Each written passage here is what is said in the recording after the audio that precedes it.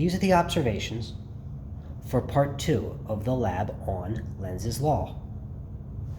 This involves a double solenoid. One is inside the other. They're not electrically connected, but any magnetic flux from the inner coil will be felt by the outer coil.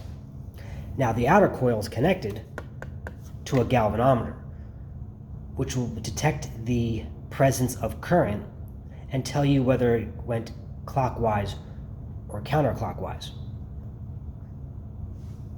The inner coil is connected to a battery. So let me push this to the background. Here's your battery. You can see I've left one of the connections off. So we will start current flowing through the inner coil and see what happens. And then we'll stop the current and see what happens.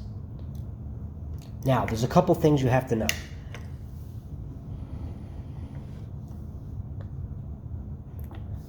The current in the inner coil will always be going clockwise.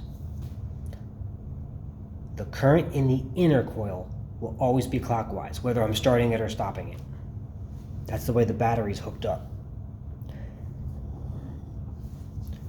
As far as the outer coil is concerned, if you see the galvanometer go left, that means it was going clockwise around the outer coil.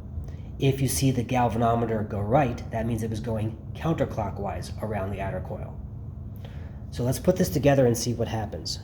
Push this to the background.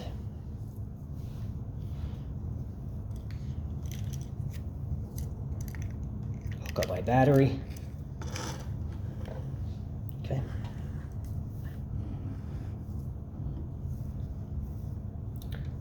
So let's see how this works. I'm just going to tap this and see what happens.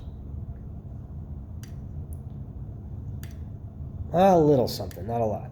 So I'm going to take an iron core and put it in the inner coil and see if that will magnify the effect. Oh, that's too much. Pull that out a little bit. That's better. All right, so here are your observations. If I make the connection to start current flowing through the system, it does this.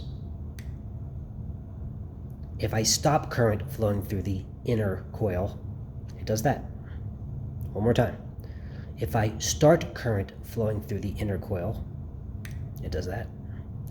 And if I stop current flowing through the inner coil, it does that. Those are your observations.